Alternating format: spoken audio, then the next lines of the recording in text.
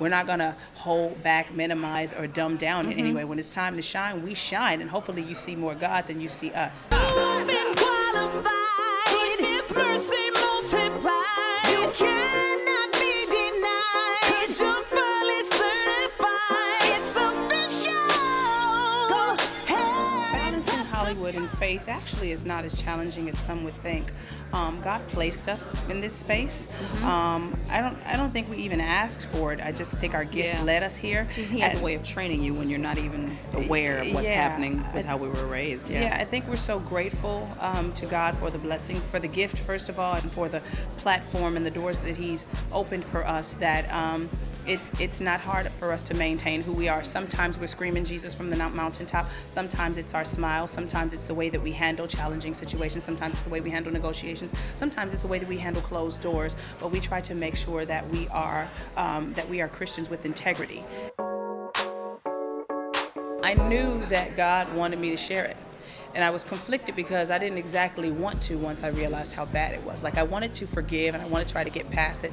But once I started to realize during the show that it was worse and worse and worse, I was like, God, you set me up. I tried to do the right thing and now you got me all exposed and it's worse. And I got to look all vulnerable in front of the whole world. But I did know throughout the entire process, even though my faith was shaken many times, I knew throughout the process that God had His hand in the process.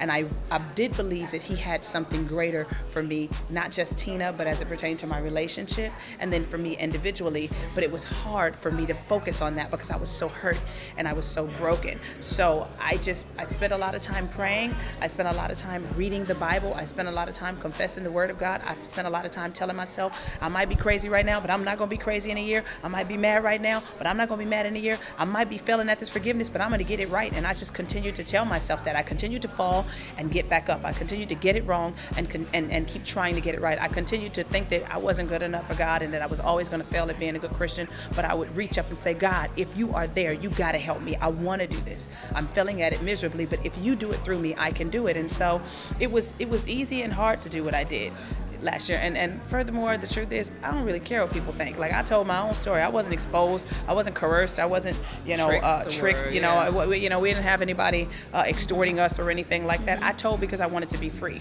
And guess what? I'm completely free now. So I'm grateful that God allowed me to go through the most trying, traumatic experience of my life. That and my father dying, all on TV.